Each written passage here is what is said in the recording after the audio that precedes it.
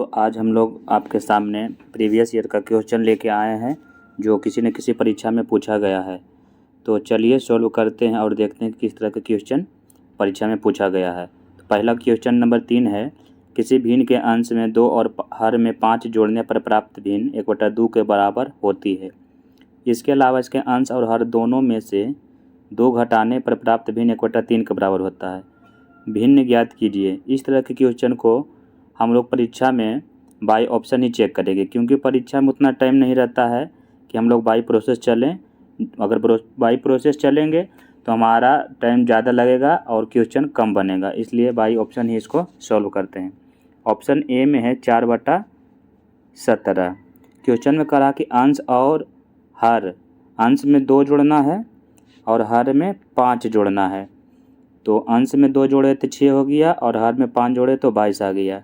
इसको काटेंगे तो 3/11 आ जाएगा, लेकिन हमको कह रहा कि प्राप्त होना चाहिए 1/2। तो 1/2 तो नहीं आया, तो हमारा ऑप्शन ए जो है नहीं होगा। अब ऑप्शन बी को हम लोग चेक करेंगे। ऑप्शन बी में हमारा है 8/15। फिर वही काम करेंगे, अंश में 2 जोड़ना है और हर में 5, तो 8 2 10 और बटा में 20।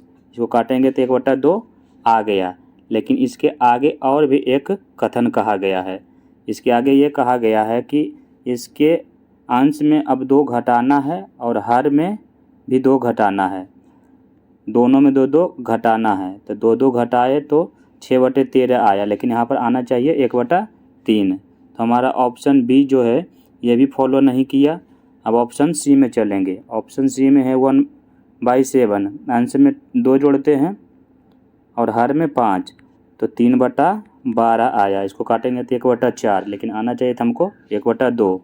तो ऑप्शन हमारा सी भी नहीं फॉलो किया, हमारा ऑप्शन डी हो जाएगा आंसर। लेकिन इसको भी हम लोग चेक करेंगे कि हमारा आंसर फॉलो करता है कि नहीं। तो 3/5 है, तो अंश में 2 जोड़ते हैं और हर में 5 जोड़ना है, तो 5/10 आया। इसको काटेंगे तो 1/2, 1/2 हमारा आ गया। अब आगे का जो कथन कहा गया है कि हर में अंश और हर दोनों में 2 घटाना है, 2 घटा दिए तो 1/3 आया। तो हमारा ये 1/3 आना चाहिए ही था, तो हमारा ये फॉलो कर गया। तो ऑप्शन हमारा डी सही हो जाएगा। अब क्वेश्चन नंबर आगे देखते हैं। 5 नंबर में कहा गया है कि 9 की पावर 6 गुने 12 के पावर 4 गुने 7 के पावर 7 के अभाज्य गुणनखंडों का योग ज्ञात करना है। तो इसको सबसे पहले अभाज्य गुणनखंड के रूप में लिखेंगे। तो 9 को तोड़ेंगे, तो 9 के तोड़ेंगे तो 3 गुने 3 9 हो गया। इसके पावर दिया 6, तो 6 लिख दिए। अब है 12 को तोड़ेंगे, 2 गुना 2 4 अतिया 12 के पावर 4 गुना, अब 7 है तो 7 के पावर 7 ही रह जाएगा। 7 है तो 7 के पावर 7 ही रह जाएगा। तो अभाज्य संख्या हम लोगों को कौन कौन प्राप्त हुआ? 3 एक अभाज्य संख्या आया, एक 2 आया और एक 7 आया। तीनों का योग कह रहा था, तो सभी का योग करेंगे तो 7 3 10 2 12। हमारा ऑप्शन बी सही हो जाएगा, ऑप्शन बी। अब क्वेश्चन नंबर 18 को देखते हैं। 18 में ये एनटीपीसी CBT 1 10 जनवरी 2021 इवनिंग शिफ्ट का क्वेश्चन पूछा गया है। इसमें कह रहा है कि प्रतियोगी परीक्षा में सही उत्तर के लिए एक अंक, अनुत्तरित के लिए 0 अंक और प्रत्येक गलत के लिए 1/2 अंक काटे जाता है। यानी कह रहा है कि सही क्वेश्चन का आंसर देंगे तो 1 अंक मिलेगा, गलत कीजिएगा तो 1/2 अंक कटेगा, और जब आंसर नहीं दीजिएगा तो न जुड़ेगा न कटेगा। अंबिका ने 120 प्रश्न के उत्तर दिए और उससे 90 अंक प्राप्त हुआ, तो कितने उत्तर सही थे? अब हम मान लेते हैं कि अंबिका जो थी 120 क्वेश्चन में से सभी क्वेश्चन को सही आंसर दी, तो एक सही के लिए 1 अंक मिलता है।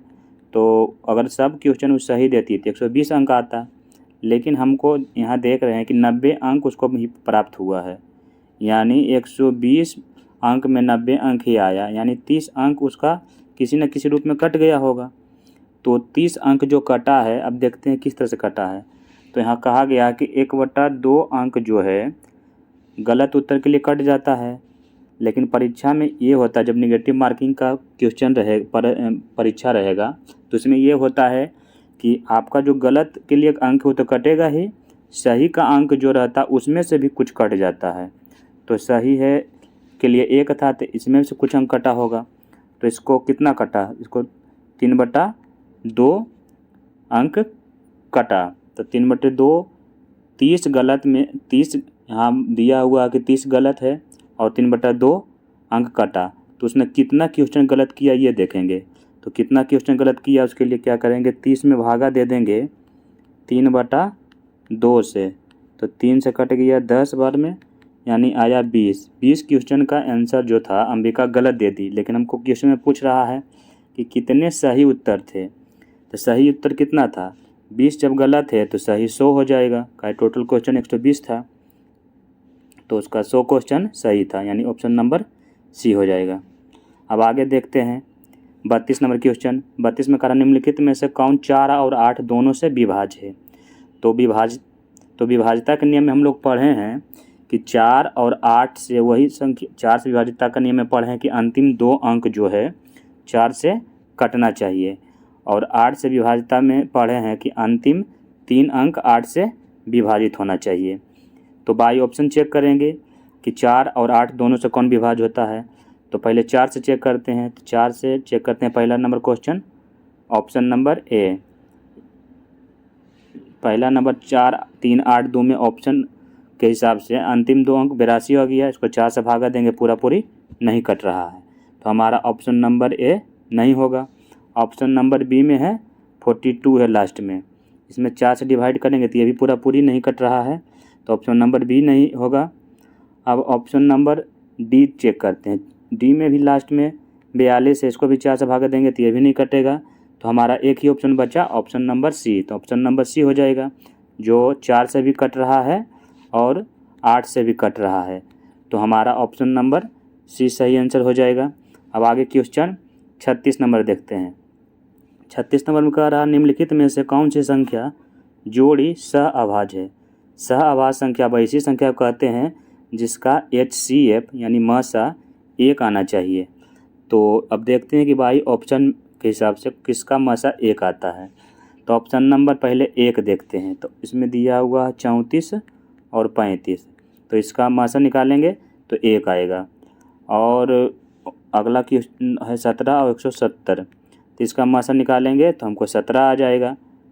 12 18 का मसा 6 आ जाएगा, 17 14 का मसा 7 आ जाएगा। तो देख रहे हैं कि ऑप्शन के हिसाब से सिर्फ एक ही ऑप्शन आ रहा है ए नंबर, जिसका मसा 1 आ रहा है, तो हमारा आंसर ऑप्शन नंबर ए हो जाएगा, क्योंकि सहअभाज्य संख्या में जानते हैं कि जिसका मसा 1 आएगा वही हमारा सहअभाज्य होता है, तो ऑप्शन नंबर ए सही हो जाएगा। क्वेश्चन नंबर 39 जो आज का अंतिम क्वेश्चन है, इसको देखेंगे। तो इसमें भी कह रहा है निम्नलिखित में से कौन सा युग्म सहअभाज्य नहीं है। उसमें कह रहा था सहअभाज्य खोज रहा था, लेकिन इसमें कह रहा सहअभाज्य संख्या नहीं होना चाहिए। तो ऑप्शन के हिसाब से देखते हैं, 11 और 13 इसका मसा 1 आएगा, 15 और 17 इसका भी मसा 1 आएगा, 17 और 23 इसका भी मसा 1 आएगा, लेकिन 17 और 34 देख रहे हैं इसका मसा 17 आएगा। हम लोग जानते हैं कि सहअभाज्य संख्या वैसे संख्या कहते हैं जिसका मसा 1 आना चाहिए। तो 3 ऑप्शन देख रहे हैं जिसमें तो मसा 1 आ रहा है, लेकिन ऑप्शन नंबर डी जिसमें 17 मसा आ रहा है वही पूछ रहा था सहअभाज्य नहीं कौन है, तो नहीं ऑप्शन डी हो जाएगा। आज का लास्ट क्वेश्चन हो गया, टोटल हमारा आज का देख लिए। तो इस तरह से परीक्षा में जो भी क्वेश्चन आएगा प्रयास करना बाई ऑप्शन ही बनाए, बाकी बाई ऑप्शन अगर नहीं बने तो प्रोसेस फिर लगाएंगे।